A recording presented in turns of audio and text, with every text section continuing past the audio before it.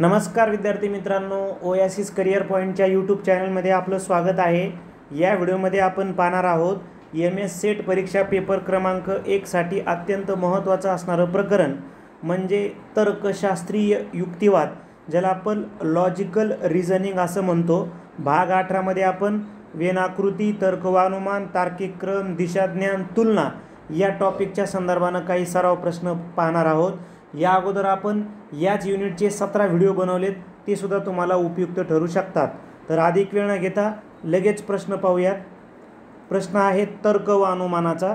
आपल्याला माहिती आहे की विधानावरून आपल्याला आकृती काढायची असते। विधान आहे सर्व शिक्षक तत्वज्ञानी आहेत आणि दुसरं विधान आहे सर्व तत्वज्ञानी बुद्धिमान आहेत। दोन्ही विधानांमध्ये सर्वची आकृती आपल्याला माहिती आहे की सर्व शिक्षक तत्वज्ञानी आहेत, म्हणजे आतमध्ये येतील शिक्षक आणि बाहेरून येतील तत्वज्ञानी।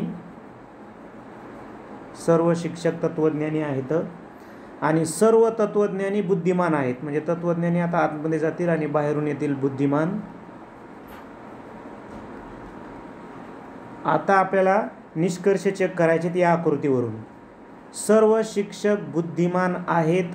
सर्व शिक्षक, बघा शिक्षकाचं वर्तुळ हे आणि बाहेरून बुद्धिमानाचं आहे, तर इथं शक्य आहे, म्हणजे पहिला जो निष्कर्ष आहे तो बरोबर आहे। सर्व बुद्धिमान शिक्षक आहेत। आता सर्व बुद्धिमान शिक्षक असतील का? नाही ना, कारण बाहेरून आत जाताना काहीच असतात, सर्व नसतात, म्हणून दुसरा निष्कर्ष इथं रॉंग असणार आहे। सर्व तत्वज्ञानी शिक्षक आहेत। सर्व तत्वज्ञानी शिक्षक असतील का? नाही, हे पण तत्वज्ञानाचं वर्तुळ आहे, बरोबर आहे। मग आता बाहेरून आत जाताना काही पाहिजे होतं ना, काही तत्वज्ञानी शिक्षक आहेत असं पाहिजे होतं। इथं काय म्हणतो तो सर्व तत्वज्ञानी शिक्षक आहे, म्हणजे हे बी रॉंग आहे। त्यानंतर चौथा, काही बुद्धिमान तत्वज्ञानी आहेत। बघा हे बुद्धिमान तत्वज्ञानी आहेत, काही बुद्धिमान तत्वज्ञानाकडे चाललं, म्हणजे बाहेरून आतमध्ये चाललं, म्हणजेच ते बरोबर असणार आहे, कारण काही म्हणतोय ना तो, म्हणजेच ते बरोबर आहे। म्हणजे 1 आणि 4 बरोबर। मग असं कोणता पर्याय सांगतो? 1 आणि 4 सांगतो पर्याय बी, म्हणून आपल्या प्रश्नाचं उत्तर आहे पर्याय बी। त्यानंतर वेन आकृती आहे राज्य, महाविद्यालय, विद्यापीठ या शब्दसमूहासाठी कोणती वेन आकृती अर्थपूर्ण ठरेल? तर मग आता आपल्याला लॉजिक लावायचं की सर्वात बाहेरचं वर्तुळ राज्याचं ठरू शकतं, त्याच्यामध्ये मग विद्यापीठं असतात, ठीक आहे, विद्यापीठं असतात आणि विद्यापीठाच्या अंतर्गत महाविद्यालय असतात, आलं लक्षामध्ये, म्हणजेच उत्तर येतं पर्याय सी। आलं लक्षात, पर्याय सी हे आपल्या प्रश्नाचं इथं उत्तर असणार आहे। त्यानंतर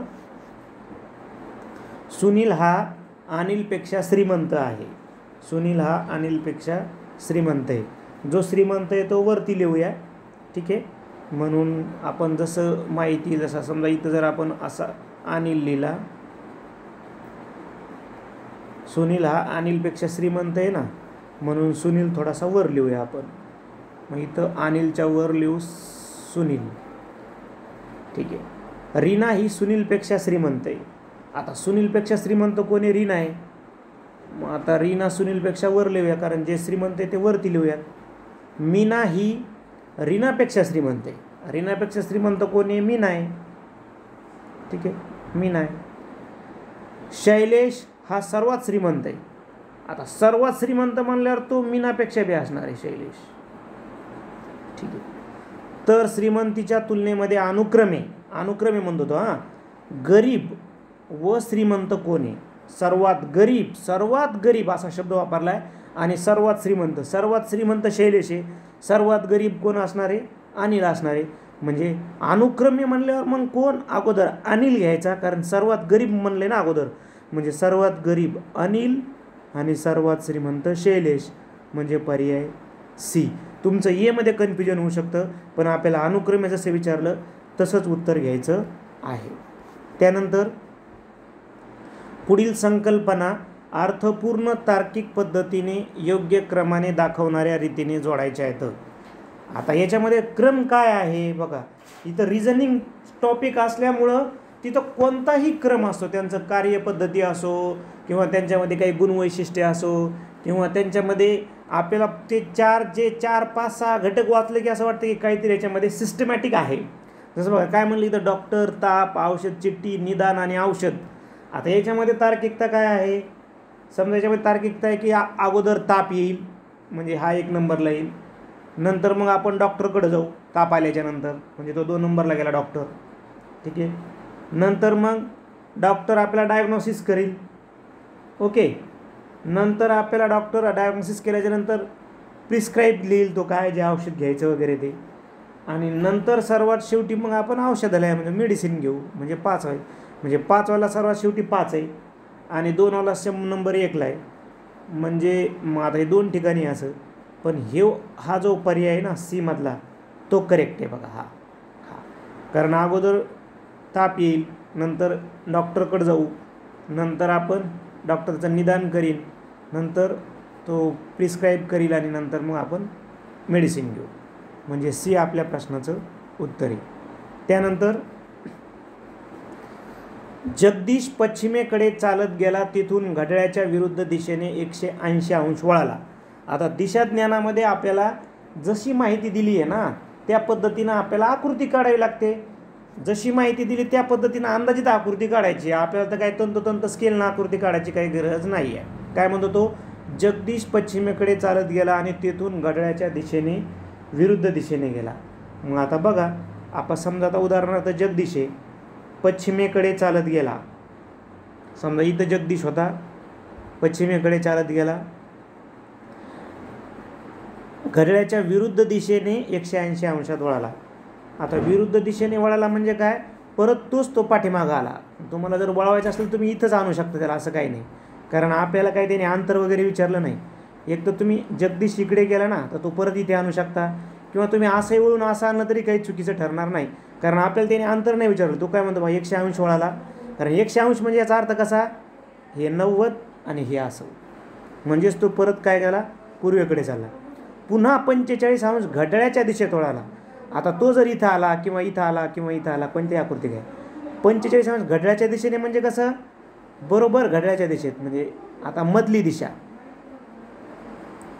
कारण 90 अंश म्हणजे मुख्य दिशा आणि 45 अंश म्हणजे उपदिशा, म्हणजेच तो आग्नेयेकडे गेला ना. म्हणजे बघा असा गेला, हे 90 हे 90 झाले 180, आता 45 अंश म्हणजे कुणीकडे गेला तर तो आग्नेयेकडे गेला. पर्याय डी हे आपल्या प्रश्नाचं इथं उत्तर असणार आहे. आपल्याला हे बेसिक माहीत पाहिजे की 45 अंश वळाला म्हणजे तो उपदिशेत वळतो, 90 अंश वळाला म्हणजे तो मुख्य दिशेत वळतो, 180 अंश वळाला म्हणजे तो एकदम पाठीमागे जातो, आलं लक्षामध्ये, आणि 360 वळाला म्हणजे तो तिथल्या तिथं येतो. हे बेसिक जे आहे दिशाज्ञानचं ती आपल्याला नॉलेज असणं गरजेचं आहे. आपण मागील 10 ते 12 वर्षाच्या सेटचा अभ्यास केला आणि त्यावर आधारित आपण ही जी 15 जूनला सेट परीक्षा होते त्या परीक्षेसाठी आपण 12 PDF पेपर घेत आहोत. 12 सराव PDF पेपर घेत आहोत, जे तुम्हाला व्हॉट्सअपला पाठवल्या जातील. त्याच्या आन्सर की विश्लेषणाच्या व्हिडिओच्या लिंक. या 12 सराव पेपरची फीस असणार आहे 450 रुपये आणि प्रत्येक पेपरचं तुम्हाला व्हिडिओद्वारे विश्लेषण आपण देणार आहोत. पेपर मराठी माध्यमातून असतील. कशी जॉईन करू शकता, 98 23 24 71 91 या नंबरवर फोनपे किंवा गुगल पे करा. नाव येईल ओएसिस करिअर पॉईंट किंवा गणेश विश्वनाथ गुजर. पे केल्याच्यानंतर त्याचा स्क्रीनशॉट याच नंबरला व्हॉट्सअप करा, लगेच तुम्हाला हे पेपर मिळून जातील. हा व्हिडिओ जर तुम्ही एप्रिलच्या एंडिंगला ऐकत असाल तर झालेले पेपर तुम्हाला लगेच मिळतील. आणि विशेष बाब म्हणजे आपण हा टाईम टेबल मेच्या परीक्षेसाठी बनवला होता, परंतु परीक्षा पुढे ढकलल्यामुळे आपण परत एक्स्ट्रा 4 म्हणजे 12 + 4 असे 16 पेपर तुम्हाला याच फीसमध्ये, हे 4 पेपर फ्री मिळतील, याच फीसमध्ये मिळणार आहे. म्हणजे 450 रुपयामध्ये 16 पेपर तुम्हाला मिळणार आहेत. त्या पद्धतीनं तुम्ही वरील सांगितलेल्या प्रोसेसप्रमाणे हे टेस्ट सिरीज जॉईन करू शकता. आपल्या मित्रांनाही कळवा. धन्यवाद.